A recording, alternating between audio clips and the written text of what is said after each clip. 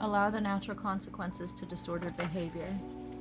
You may be feeling as though there's tension and different viewpoints with others, and it's impacting your ability to move forward. Rather than being able to work towards a common goal, you are running into constant opposition. Rise above the manufactured attempts to cause chaos and disorder. Listen to others and what they have to say, even if you agree to disagree. Be prepared for the upcoming possibilities of disagreements and pushback. Keep your moves quiet. You are currently in a situation that is extremely unhealthy and currently keeping you stuck through emotional manipulation through the idea of partnership while constantly putting you down. A lot of unequal give and take while simultaneously breadcrumbing. A lot of monitoring behaviors, attempts to push tracking locations, trying to watch you through cameras to speculate on your behavior, mental mind games to overload you with minuscule, easy tasks that a grown adult can do for themselves. Pushing into your space and constantly crossing boundaries, tampering with things, attempts to triangulate you against other people or other family members, or just folks in the community. Attempts to entice jealousy through romantic interests or via exclusions through social outings. Name calling and subtle put downs, not taking accountability, passive aggressiveness, and obsessive fixations on you. The goal is to overwhelm you so much that you're too tired and distracted to have that spark and to get back to your essence. It's to keep you from working towards your goals or to have energy to keep pushing along. Notice how when things start taking off, you get bombarded with requests or chaos or just manufactured random things to keep you from doing what you need. People assume by offering conditional love and dangling monetary offers that it will force guilt and obligation. If someone gives you a gift, that is a gift. It is not your problem if they don't put the expectation of what stands behind that gift.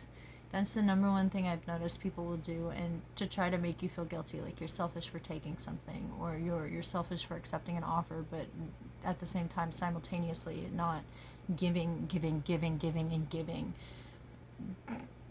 If somebody is not very clear with their reasoning as to why they are giving you something, that's not your problem. Now, granted, if you don't need to take from this person, don't. But if you are in a situation where you don't really have a choice,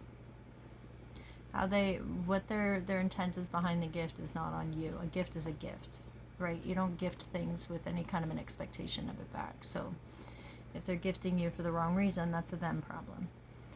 Notice when you set boundaries how slamming doors start, silent treatment happens, or things get messed with to incite a response. Those are data points to collect. Don't respond to it. Notice when you post random things for the heck of it, who immediately starts temperature checking you. Even when said postings are not about anyone in particular nor directed at any specific situation.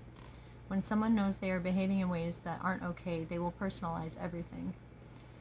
At the same time, you cannot personalize everything that they do as a response. Overanalysis on muddy situations doesn't make it any clearer. You're just running yourself into circles and further exhausting yourself. It's hard to know people you love don't want you to grow where you're currently at. They lose the errand boy and the caretaker, the one that they scapegoat their strife onto. Your growth blows apart the story that they tell themselves to justify the behaviors. You have to let it go. You can't change them. There's no logical path forward with someone in a I am above you mentality or you are above me mentality. And then I had a dream last night where there was two people in a hotel room, and one person was bringing a lot of baggage into the room, right? It was like the final stay.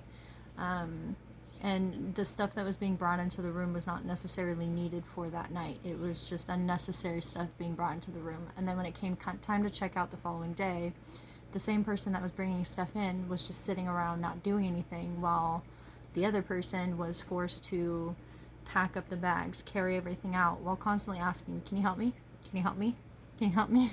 And this person is not doing anything. And then as it's getting closer to checkout, the person that was bringing stuff up unnecessarily then fell. They faked a fall, and then they were like, you need to carry me, to this other person, and demanding that the other person carry them or call for help for them because they can't get up. And the person that was carrying the bags and moving everything at that point was just like, no, pick yourself up. And sure enough, the person that was smirking on the ground, faking this fall, gets up and continues moving. that is an indication that you may be feeling like somebody is manufacturing crises, who is intentionally sabotaging, who is intentionally putting things on your back that, you know, they should be carrying their weight in. It also tells me that at the same time, you're not going to be able to grow and move forward if you have this kind of person attached to you, because the goal isn't to work as a team and to make things easier. It is legitimately to just pile more difficulties on top of you and then have you dragging them along. And then as I was waking up, I did see a giant eye. But here's the thing: is this big eye? It had the pupil was completely black. It was the void, right? And it was like a stream was flowing out of this eye, which tells me. But I didn't feel fear. There was no fear there. It was very comfortable. It was very. It was nice. It was a very nice feeling. It was very comfortable, and that tells me get comfortable in the nothingness. Especially right now, if you are in a space where you don't really have much option but to just kind of sit still and kind of let things kind of happen, do that. Be comfortable in the nothingness. Really get into like meditation, sitting quietly, really like taking time to sit. And if you get an intuitive nudge to go somewhere, to go do something, to just take a break, do that, okay? I actually had an intuitive nudge earlier where I had woken up, and the first TikTok that I saw when I had opened the app was for this free garden that was local. So I went, you know.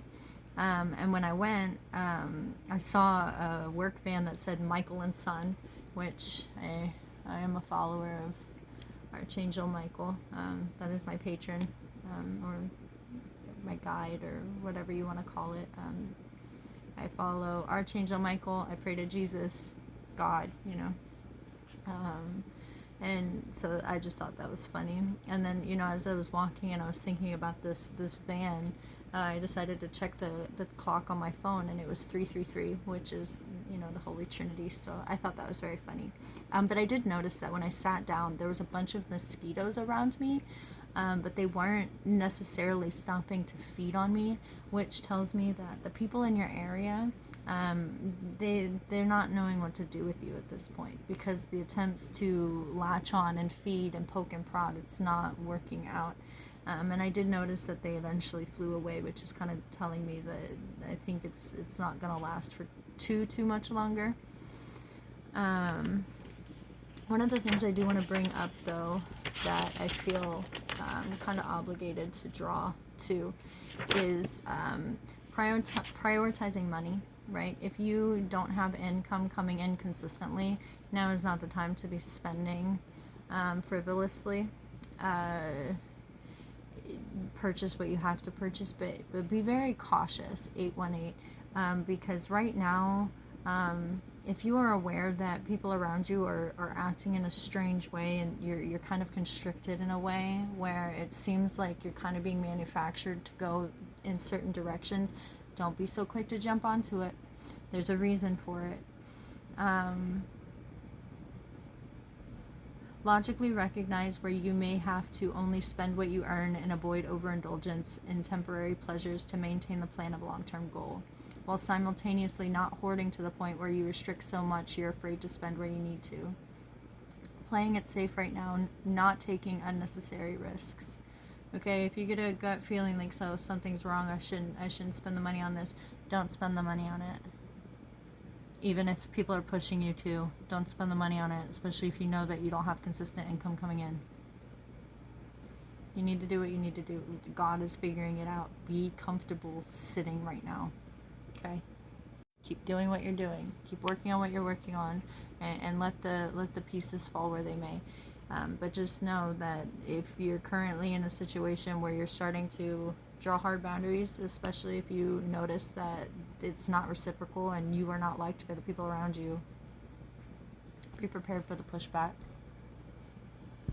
There's nothing you can do about it.